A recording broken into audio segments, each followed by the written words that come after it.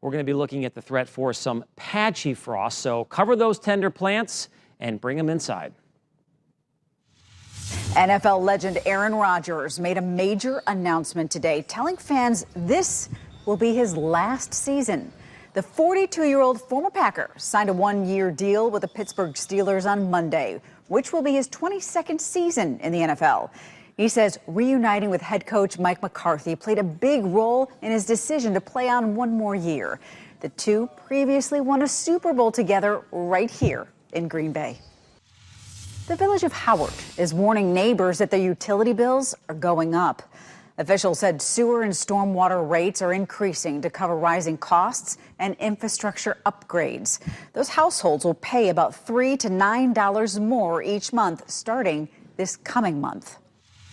It is a sure sign of summer. The farmers market on Broadway returned to Green Bay today, featuring more than 100 local vendors. The Broadway Farmers Market will be held Wednesdays from 3 to 8 now through the end of September. Your Green Bay neighborhood reporter Claire Peterson is out there right now and will bring you an inside look tonight at 6.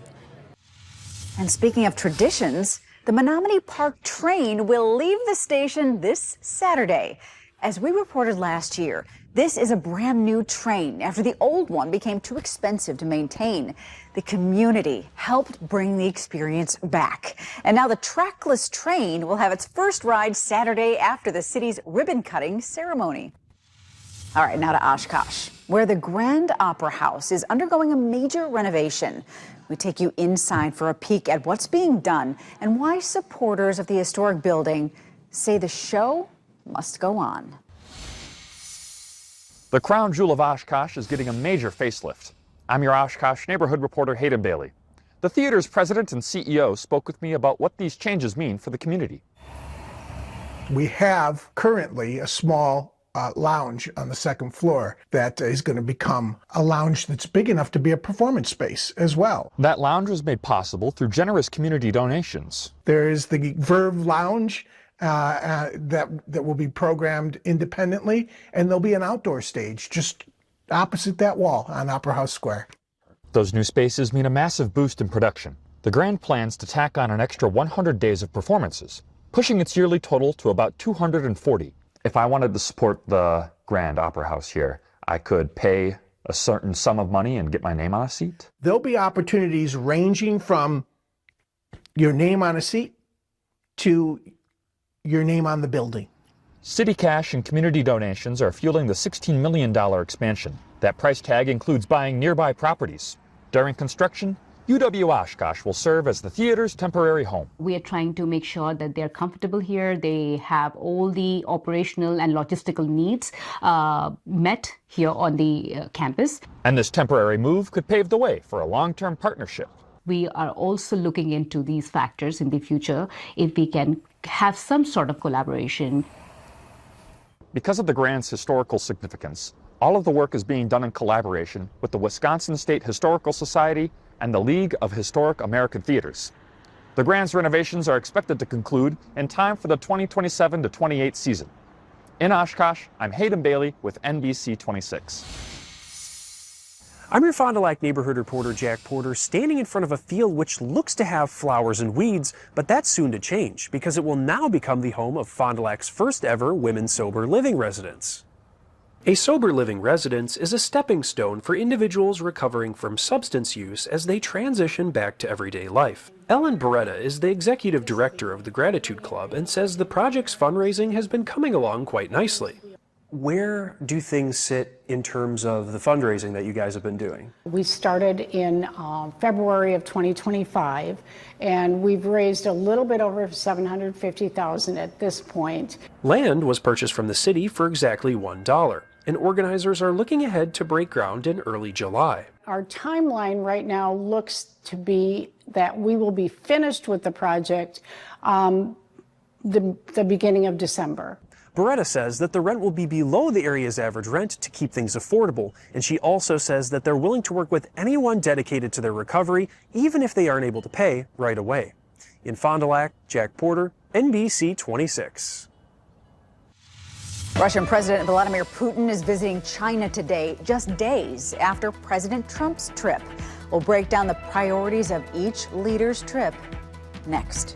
With more reporters in more neighborhoods across Northeast Wisconsin, this is NBC 26 News. You're watching NBC 26, part of the Scripps News Group. Russian President Vladimir Putin is visiting President Xi Jinping in China today, mere days after President Trump's trip. NBC's Janice Mackey-Frayer joins us from Beijing with the latest. Days after President Trump's pivotal visit to China, the red carpet is rolling out again. Vladimir Putin marking his 25th trip here as Russia's president to show off his close ties to China's leader Xi Jinping. The welcome ceremony may look a bit familiar, the same kind of honor guard and joyful children who greeted President Trump, but waving Russian flags this time. Inside the Great Hall of the People, talks focusing on trade, energy, and the wars in Ukraine and the Middle East. Xi and Putin called for a complete cessation of hostilities in the Middle East and warned it was unacceptable for fighting to resume. Xi also said that hegemony was running rampant in the world. That was a veiled swipe at the U.S. Yet Xi is also courting Trump, whose visit here was rich in optics, even if it dodged major issues. Trump went home without any breakthroughs, though China today confirmed it will buy 200 Boeing jets. Xi and Putin are friends. They're aligned in their views on the West, but their relationship is uneven at best. China is buying Russian energy, and Beijing is an economic lifeline for Moscow. The timing of it all making this a tale of two visits and a balancing act for Beijing. Janice Mackey-Frayer, NBC News, Beijing. As America prepares to celebrate its 250th birthday, a new Liberty tree was unveiled at Pamprin Park today in Green Bay. Sons of the American Revolution trustee Robert Haglund says the first Liberty tree was planted in Boston, serving as a space to protest taxes from Britain. He says Pamprin Park is symbolic too. This is a site of the original Fort Howard sawmill, and with the dedication of this tree, we're dedicating it to the workers from then through now. The Liberty Tree program was launched back in 2023 with a goal to plant 250 trees before this Independence Day. Haglund says, including Pamprin Park, about 50 trees have been planted across Wisconsin so far. Our normal high is now 69 degrees, and most of us were running a good 5 to 10 degrees below that this afternoon. But we've got some big changes headed our way over the next 7 days. Your forecast is next. Now, Chief Meteorologist Cameron Moreland, featuring the 3-degree guarantee, sponsored by Habush, Habush & Rotier. It was another cool day across Northeast Wisconsin, something we've become accustomed to here during the month of May. And right now we've got temperatures that range from the lower 60s to the 50s to the 40s right near Lake Michigan. In fact, we're looking at 47 in Sheboygan, Manitowoc, and also Ephraim.